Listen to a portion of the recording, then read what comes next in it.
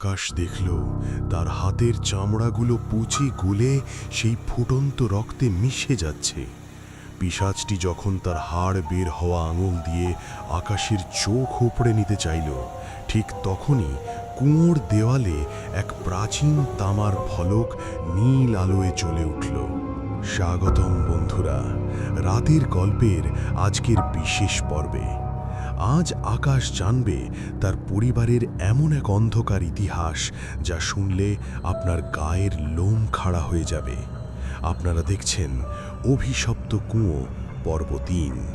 কুয়োর দেওয়ালে সেই অলৌকিক নীল আলোয় আকাশ এক ভয়ঙ্কর দৃশ্য দেখতে পেল। আজ থেকে ৭০ বছর আগে এই ভিটেতেই আকাশের ঠাকুরদাদা এক তান্ত্রিককে জ্যান্ত অবস্থায় এই কুয়োর ভেতর আছড়ে ফেলেছিল।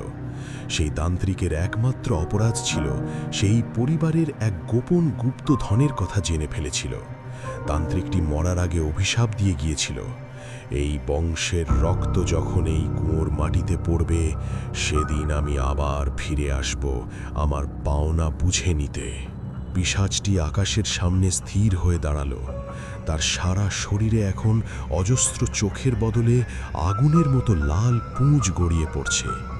সে এক পৈশাচিক গলায় গর্জন করে বলল, তোর শরীরে সেই বিশ্বাসঘাতকের রক্ত বইছে আকাশ।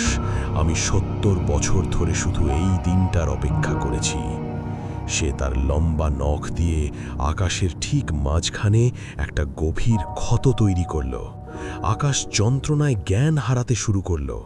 কুয়োর অপর থেকে গ্রামবাসীরা দড়ি ফেলেছিল তাকে বাঁচানোর জন্য, কিন্তু দড়িটা কুয়োর ভেতরে যেতেই কোনো অদৃশ্য তলোয়ারে সেটা টুকরো টুকরো হয়ে কেটে পড়ে গেল। পিশাচটি আকাশের কানের কাছে মুখ এনে ফিসফিস করে বলল, আমি তোকে মারব না আকাশ, আমি তোর ভেতরেই বাস করব। আকাশের চোখের মণিগুলো কি ধীরে ধীরে সাদা হয়ে যাচ্ছে? সে কি তান্ত্রিকের পরবর্তী শিকার, নাকি তার নতুন শরীর? জানতে হলে চোখ রাখুন ৪র্থ পর্বে। রহস্যের শেষ কিন্তু এখনো অনেক দূরে।